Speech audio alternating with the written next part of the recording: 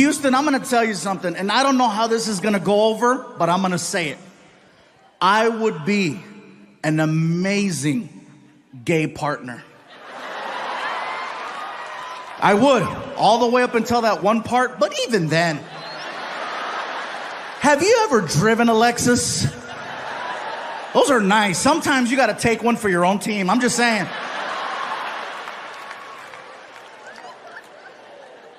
Now, in all seriousness, not to be funny, not to be disrespectful, let me tell you the reason why I would be an amazing gay partner. The level of communication between two men is so high, I might actually get an answer. There might be clarity and understanding. I might hear a yes. I might hear a no. Do you know how many relationships I have been in where I still don't know the outcome to certain conversations?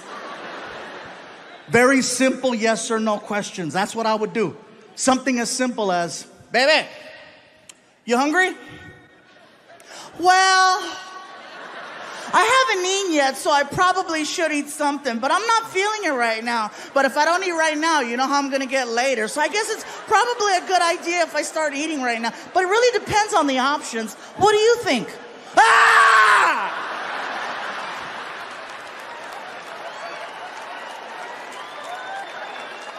What about this one? Baby, where would you like to eat? You hear all the guys? Yeah. Finally! I'm not alone! Everybody's pointing at somebody right now. Guys, am I right? This has to be, you would think that this is the safest question in the world to ask, but it's not. Well, just pick something. You know me, I'm go with the flow. Whatever you decide is okay with me. You know me already, just pick something. All right, we're going to Burger King. I don't like Burger King. Why do we gotta go to Burger King? Burger King gives me chorro. Chorro is Mexican diarrhea. How about this one? How do you feel? Really? Really? You want to know how I feel? Well, you know, maybe if you'd pay attention from time to time, you might know how I feel. You might not need to have to ask me such a question because you would already know exactly how I feel. The amount of time and energy I've exhausted to let you know how I feel, and you have the nerve to ask me, how do you feel?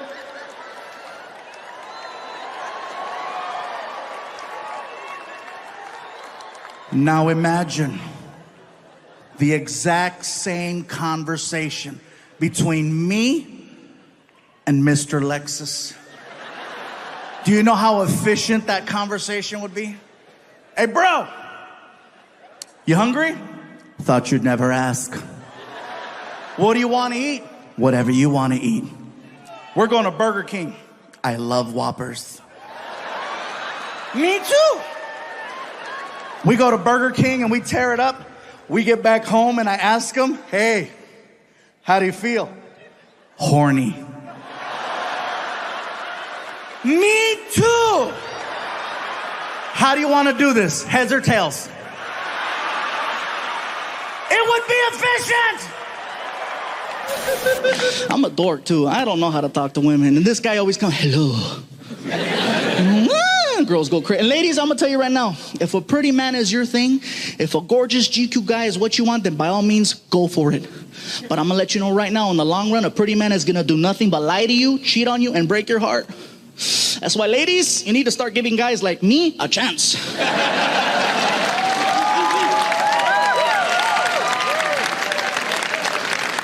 That's right, because I'm gonna tell you guys right now, the worst thing I'll ever do is have dinner without you.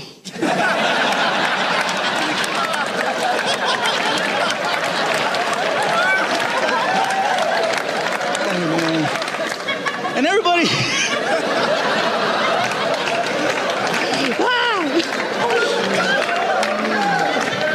look at some of the girls. Everybody gives me advice too on the best way to meet that certain someone. You know, like my sister Emily, she always tells me the best way to meet someone is to go on the internet. She goes, go online, you'll meet someone. I'm like, I thought it'd be a good idea because my sister, she's cool people. She goes to school, she goes to church, she's nice. But I gotta tell you guys something, she's a freak. You know, you meet her in person, she's all sweet and innocent. Oh, hello, how are you? Nice to meet you. Bye. But you catch her online at 2, 3 o'clock in the morning, man, she's like, I'm licking and sucking your toes.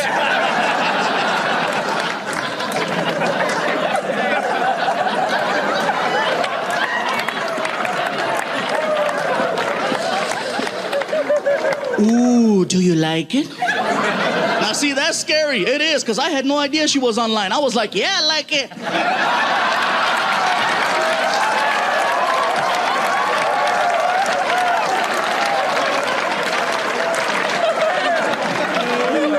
I was like, what's up? I see my sister the next day. She's like, I met someone. I said, me too. Check it out. I got some sandals. What's up? But you guys have to be careful. If you're gonna meet people on the internet, be careful, because you don't know what you're gonna get. You don't. I went on a blind date with a girl who was half Sasquatch, half Chupacabra. Yes, some of the white people, Chupa what? It's like Bigfoot, only smaller. Like cousins, you know? You gotta be careful, because if they'll throw these little mysterious words out there to kind of like, get you excited. Like this one girl, she described herself as bubbly, you know? And I hear bubbly, and I was thinking, oh my God, wow, really? Shut up, wow, really? Shut up! Man, and instead what I got was...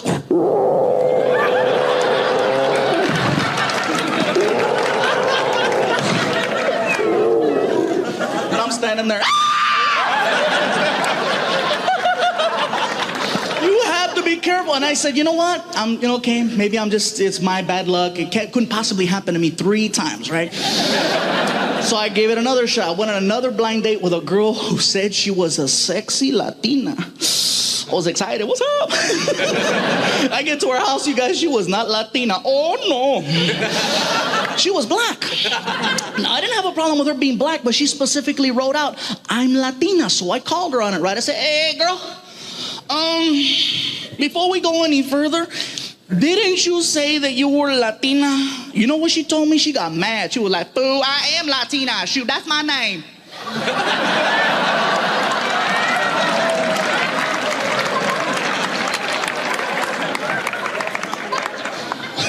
All right then. Well, let's go. So moving forward, it's been over a year now, and the same question has been asked over and over again. So what now? Are you gonna, start over? You're gonna get back up on that horse? You're gonna get a girlfriend? You're gonna get a wife? Start a new family? What are you gonna do? And I'm like, I got dogs. I'm good right now. I know what it's like to be single for a long time, and I know what it's like to be in a relationship for a long time. And there's pros and cons to both. I can only speak for the guys on this one. Some guys. Guys, you ever been single so long you start to question whether or not it's by choice? And then you find yourself saying things like, guess I'll be single forever, just nobody wants me. Nobody wants me. Nobody wants me. Some of you are laughing because you have that friend. A lot of you are quiet because that's you right now. And then you notice how sometimes all it takes are just a couple of minor changes, a couple of minor adjustments to get back in the game. Like maybe you start cutting your hair different. Maybe you start dressing better. Maybe you start, showering and shit. Someone takes notice and decides to give you a chance, and now you're back in the game. And there's no greater feeling in the world than that of being in a brand new relationship, because you're just so happy. You're so happy. You're the most optimistic person in the world. Nothing can mess your day up when it's brand new. You can miss your bus on the way to work. There'll be another. You could get fired. Guess it wasn't meant to be.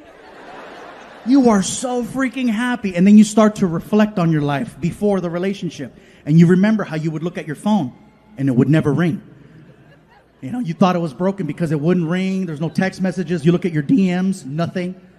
But the minute you get into a brand new relationship, like magic, your phone, text message, ding, your social media, now you got numbers in there. People in the street are talking to you, and then you say this out loud: where were all these people at when I was single? Answer: they were there the whole time. The difference is you were not this happy.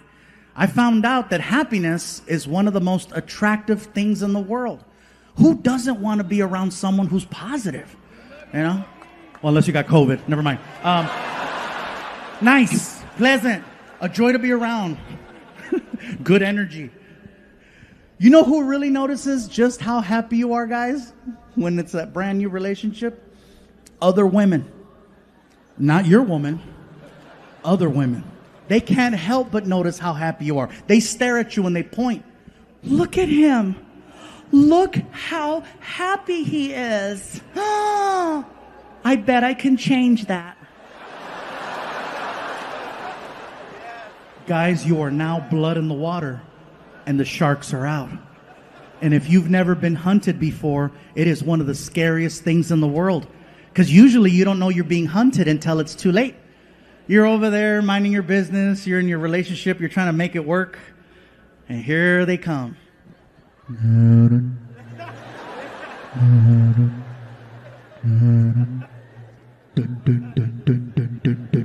Before you know it, it's too late. She's got a hold of you, and she has you pinned down in the back seat of a car. And she's hitting you. She's hitting you with a baby shark doo doo doo doo doo, baby shark doo doo doo doo doo, baby shark doo doo doo doo doo, baby shark. You will never look at that song the same way again. You're welcome.